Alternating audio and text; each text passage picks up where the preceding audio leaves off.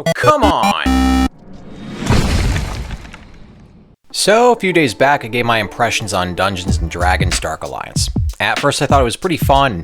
The instance zones gave me a similar feeling to when I used to play Phantasy Star Online 1 and 2. After playing through the game and seeing what it's got to offer though, I have to say that it's got a great concept, but the combat is really flawed, and there's some really crappy bugs. And all of this kneecaps what would otherwise be a really fun game. Also, the few times I was able to find a multiplayer match, I got paired up with imbeciles, but more on that later. Dark Alliance takes place in the world of Icewind Dale. The characters are from the series The Legend of Drizzt, written by fantasy author R.A. Salvatore. And I say Drizzt kind of weird because every time I say it, I feel almost like I'm imitating being shocked, like Drizzt. I'm sorry, I had to do that. Now, in all transparency, I am only familiar with either of these series in passing. I've never played Icewind Dale, I've never read R.A. Salvatore. Ironically, as a youngster, I worked in retail stores that sold both the game and the books respectively, but that's about it. Heard tons of great things too, but I just never made it a priority to check either of them out. But I do like beating the shit out of bad guys, so that's why I was interested in this game at all. So the story goes that the heroes of our story, catti-brie, Wulfgar, Bruenor, and Drizzt, have just defeated the mage Akar, Kessel, and Crenshinabun. And if that last name makes you hungry for sugary breakfast treats, then you and I are kindred spirits. It's a race against time and other threats to find the crystal shard, an artifact of great power. That's a super condensed version, and I'm sure those who read the crystal shard have a ton more to add. But this gets you in the door, and now you've got everybody's motivation. It's a magical MacGuffin that allows you to do MacGuffin-y things. Honestly, from what I read of the story and the cutscenes, it's pretty interesting, and I dug the characters. The cutscenes look great, even if they're pretty choppy at times. I'm not really sure whether that was my hardware I was running it on, or whether it was a TV, or what. I played this on a 4K TV, and the colors really popped on it. The backgrounds and environments you explore look great as well, though there's not any major variety in the areas. Lots of snowy mountains, caves, things like that. The characters themselves are a mixed bag to me. They have detailed enough armor and equipment, but in my opinion their faces don't have quite as much detail as the environments they're in. It'd be like taking the characters from Grand Theft Auto 4 and putting them in Grand Theft Auto 5 without an upgrade. And it didn't break my immersion of the game, it's just a design choice that I thought was kind of odd. The music is suitably epic, but I found the dialogue was really strong and surprisingly funny. There's a lot of banter between enemies while you're exploring, so if you're coming up on a group of goblins or something else, it's fun to listen to what they actually have to say. There's also banter between your party members in multiplayer, and that gave the game a lot of personality. So if there's anything that does break the immersion here, it's the gameplay itself, which I regret to say is much worse than my initial impressions and really spoiled my enjoyment of the game. For starters, I spent the majority of it as catti-brie, who's an archer. I did play a few levels with each of the other characters to kind of get a feel for them, and they do play differently enough from each other that everybody will find someone to suit their playstyle. However, at the moment at launch, there is no mage archetype in this. That character is coming later as DLC. Personally, I think that's a bad idea, because as it stands right now at launch, there's only one ranged character. The other characters can each do a ranged attack, but it's almost totally ineffective and is more meant to hit distant targets to collect crystals used for upgrading equipment. Catti is the exception, and because she's ranged, she can kill almost any target without even engaging them in a fight. Again, more on that later.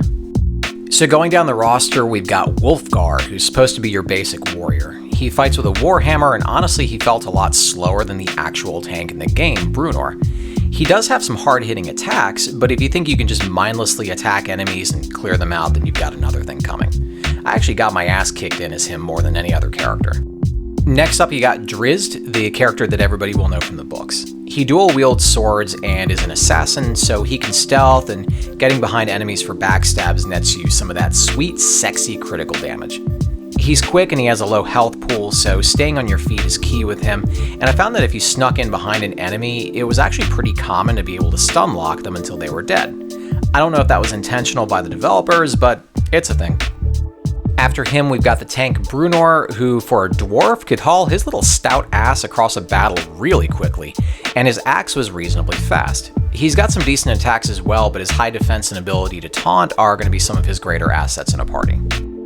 And lastly, you got catti-brie.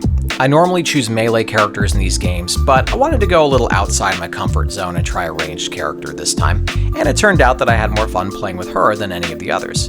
She's got great survivability due to having a heal ability, and later on in the game, she gets the ability to resurrect her whole party herself. In single player, she can murder everything from far away or from above ground because the AI of 90% of the enemies in this game is running on lobotomy level intelligence and doesn't know when they're taking damage. Unfortunately for Catti, her greatest threat is not an enemy but input lag. It was very common for me to hit the trigger to fire off an arrow and it would not register, not charge up a shot, and that led me to dying or coming close a lot more than I expected. I fought the controls more than I did anything else, but then again, most of these enemies didn't actually fight back. Like, not even bosses. Most of the footage you'll see for this review is of me firing off shots at enemies that are just staring at me blankly, as if they just graduated from college and I told them their performing arts or gender studies degree was totally worthless. Oh, that's nice, isn't it? That's very nice!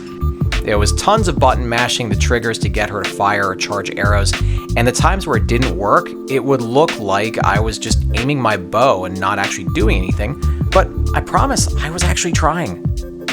Regardless of the characters, targeting in this game sucks out loud and causes you more problems than anything else. Trying to combo your special moves into the enemy of your choice usually misses them completely, so more often than not, you'll just decide to rely on your basic and heavy attacks to hurt enemies.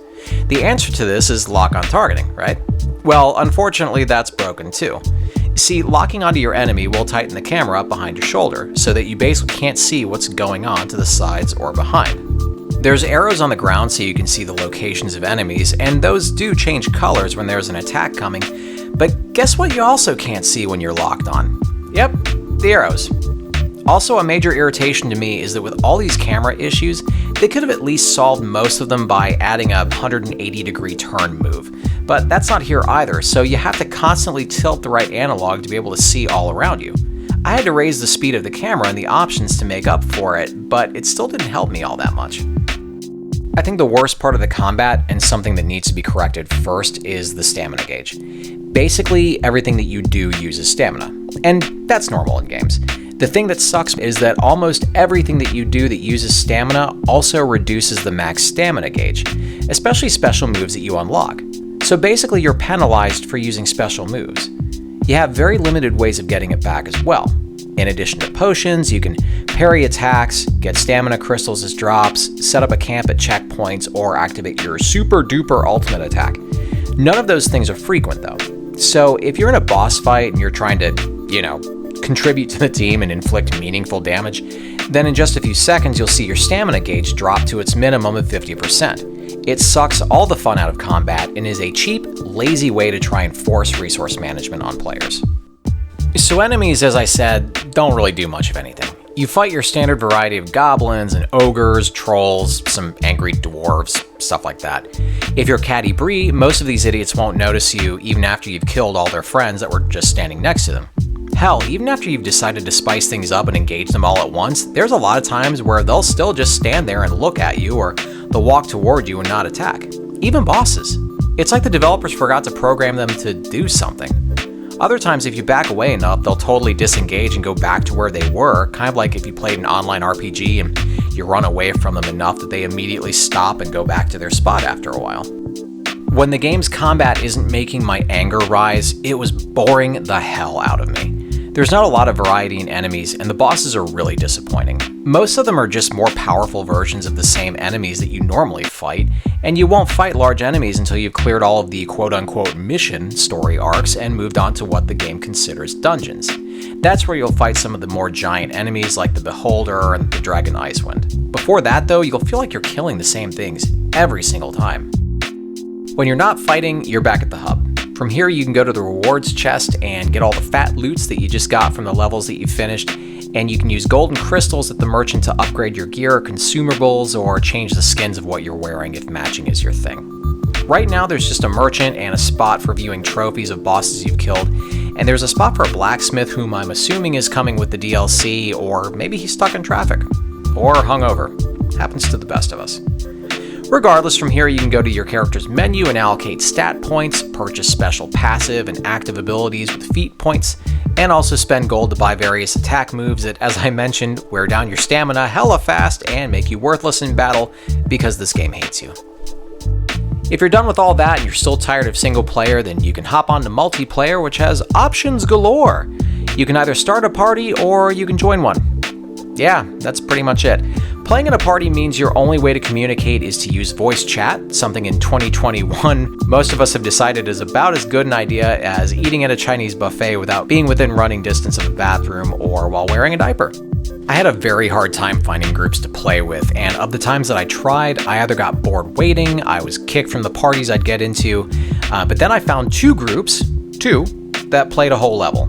These people, children, barn animals, whatever they were, they both ran the exact same mission at the exact same difficulty, which was way too high for our party, and then they both wanted to speedrun the whole thing. Both times resulted in each party wiping multiple times because nobody wanted to cooperate. I can honestly say that if you play with friends who want to actually communicate and work together, multiplayer could actually be really fun. Like, it could save this game, even with all the other flaws that I mentioned. But if you play with some random artards online, you're kind of rolling the dice, no pun intended. Last thing I want to talk about here are the bugs. They range from minor ones like health bars on enemies randomly disappearing to major ones like not being able to progress through a level. One instance, I finished a boss fight and it did not trigger the level to end. I ran around, tried shooting at things, nothing. So I had to quit the level and go back to the hub. You know what happens when you do that before finishing a level? That's right, you get nothing. So that was around a half hour or 40 minutes of my life that I don't get back. Other weirdness was exploring some nooks and crannies to get treasure chests, and then the geometry of the level was not letting me back out, and also the usual weird clipping bugs where enemies stick halfway out of the floors and walls and go into spasms when you kill them. But at least those are funny. So at the end of the day, Dungeons & Dragons Dark Alliance is a good-looking game with a great concept, with an interesting story and great characters, but a really disappointing missed opportunity because you can see the potential just screaming to make its way out of the bugs and the crappy stamina system and brain-dead enemies and unresponsive controls. The good news is I think a lot of this stuff could be patched up. I don't know if they'll do it, but if so, then I can see myself coming back to this game. Ultimately, games like this live and die on future content in addition to not having the problems I just mentioned, and honestly, I'll be interested to see what this is like in a few months from now and see what's improved and what hasn't. And that's it for today's review. I hope you enjoyed it, and I'd love a thumbs up and a subscribe if so. I'm also on Instagram until I get suspended for using the same language I do here. If you played this game and need to vent, you can let it all out in the comments. Here at the club, we listen to one another because we're sensitive like that. Take care, eat some hot dogs and hamburgers for me, and have a happy 4th of July coming up, and I'll see you at the next one. Congratulations! You're one of an elite few to make it to the end of the video. Reward yourself by hitting the round subscribe button in the middle, and then check out the other goodies I've got in the links next to it.